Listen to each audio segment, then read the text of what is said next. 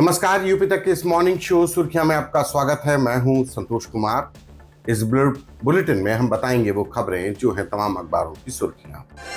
तो शुरुआत उस खबर से जिसमें अब उत्तर प्रदेश के करीब 57,000 से अधिक ग्राम पंचायतों में खेत घर का सीमांकन होगा और ये डिजिटली हर घर का, हर खेत का उसके नक्शे के अनुसार एक तरीके से सीमांकन किया जाएगा और ये कोई भी देख सकता है।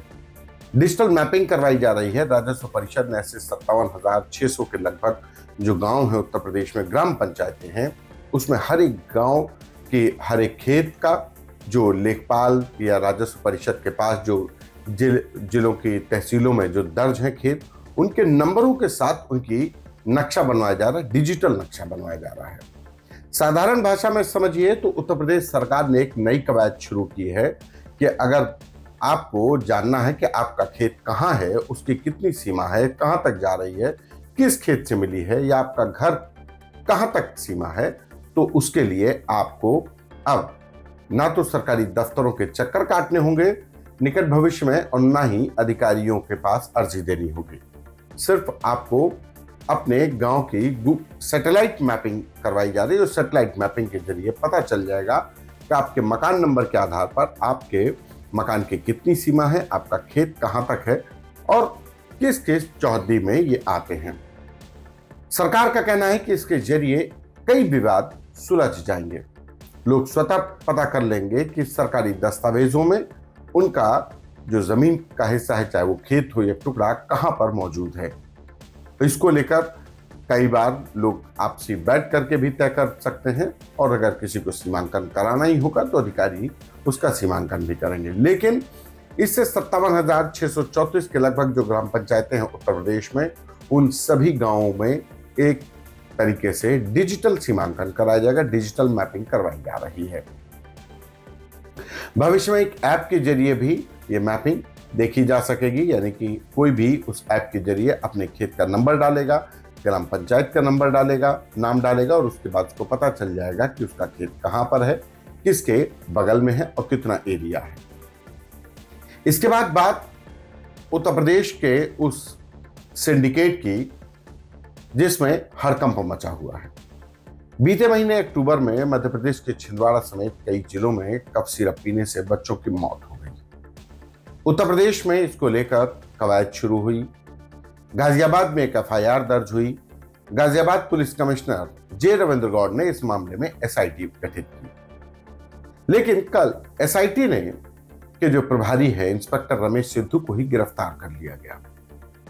इंस्पेक्टर रमेश सिद्धू के ऊपर आरोप है कि वो 4 लाख रुपए लेकर गाजियाबाद में दर्ज हुई एफआईआर में आरोपियों को बचाने की कोशिश कर रहे थे। 4 लाख रुपए में उन आरोपियों को लाभ देने की कोशिश कर रहे थे जिनके ऊपर कोडीन मिक्स कफ सिरप की तस्करी का मुकदमा दर्ज है। ऐसे 17 आरोपी इस एफआईआर में नामजद किए गए हैं। आपको बता देते हैं कि एक कफ सिरप जिसमें कोडीन मिक्स होता है, उसको लेकर उत्तर प्रदेश का एफएसडीए विभाग और पुलिस और एएनटीएफ यानी एंटी नारकोटिक्स टास्क फोर्स जो बनाई गई है वो लगातार कार्रवाई कर रही है। और इसमें सबसे बड़ी बात, जो इंस्पेक्टर रमेश सिद्धू 4 लाख की घूस लेते गिरफ्तार किए गए हैं, वो उस एफआईआर में मदद कर रहे थे जिसमें इस पूरे सिंडिकेट का किंगपिन शुभम जायसवाल और उसके पिता भोला प्रसाद को बताया गया है।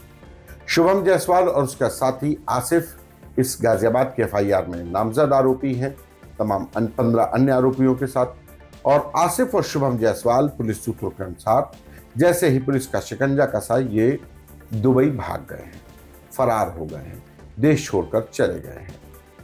शुभम जायसवाल इस पूरे कोडीन मिक्स कफ सिरप का एक बड़ा मास्टरमाइंड, जिसका रैकेट गाजियाबाद से लेकर वाराणसी, सोनभद्र से झारखंड और झारखंड से पश्चिम बंगाल, पश्चिम बंगाल से बांग्लादेश तक कोडीन मिक्स कफ सिरप की सप्लाई का नेक्सस सामने आ रहा है।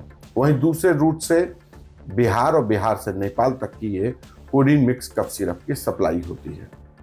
दरअसल नशे के आदी लोगों के लिए कोडीन मिक्स कफ सिरप एक नशे का भी जरिया होता है। वहीं दूसरी तरफ तमाम वेस्टर्न कंट्रीज में, खास करके यूरोपियन कंट्रीज में कोडीन मिक्स कफ सिरप की बहुत डिमांड है।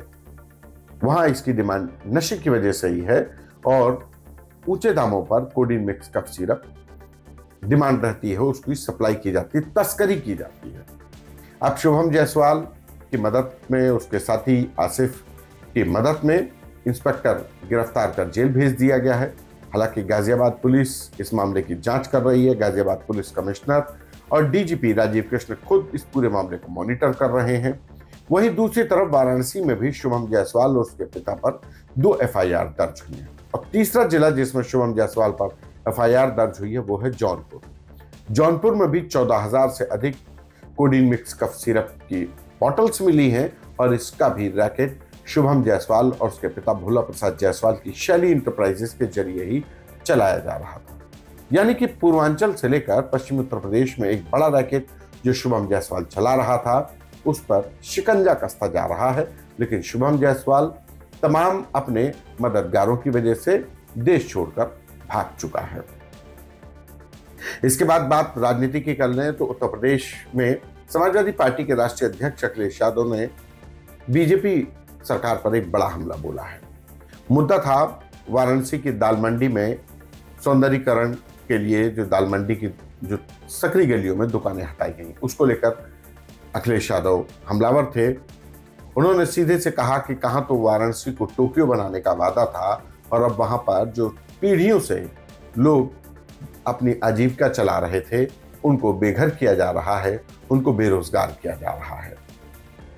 दाल मंडी की सौंदर्यीकरण के नाम के लिए और वहां पर चौड़ा रास्ता करने के लिए तमाम दुकानों को गिराया गया, प्रशासन के द्वारा गिराया गया।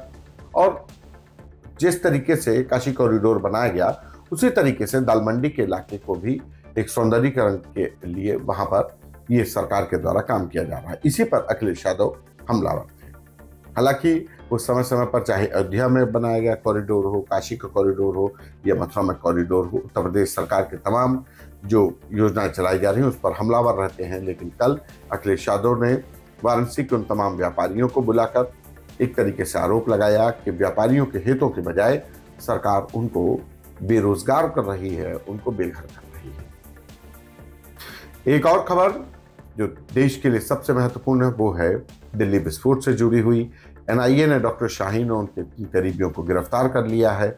उनसे मिले इनपुट के आधार पर यूपी एटीएस ने भी अपना होमवर्क तेज कर दिया है और इसी कड़ी में उत्तर प्रदेश के तमाम जिलों में सहारनपुर, नोएडा, बहराइच, श्रावस्ती, सोनभद्र जैसे तमाम जिलों में एटीएस की टीमें डेरा डाल रही हैं। वहां पे तमाम लोगों से पूछताछ कर रही हैं जो डॉक्टर शाहीन, डॉक्टर परवेज अंसारी, मुजम्मिल के संपर्क में थे, यानी कि वो कहीं ना कहीं अल-फला मॉड्यूल या फरीदाबाद मॉड्यूल के संपर्क में थे। उन तमाम डॉक्टर्स से बात की जा रही है। कोई डॉक्टर शाहीन का बैचमेट है, कोई परवेज अंसारी का करीबी है, तो कोई तमाम मुजम्मिल का करीबी है, जिनके व्हाट्सएप चैट या तमाम जो कॉल रिकॉर्ड्स देखने के बाद यूपी एटीएस उनसे पूछताछ कर रही है कि आखिर रिश्ते क्या हैं। अभी हालांकि किसी की गिरफ्तारी नहीं हुई है, लेकिन यूपी एटीएस अपना होमवर्क कर रही है कि ताकि कोई संदिग्ध छूटने ना पाए। तो फिलहाल आज यूपी तक के इस मॉर्निंग बुलेटिन सुर्खियां में इतना ही। दीजिए मुझे इजाजत। नमस्कार।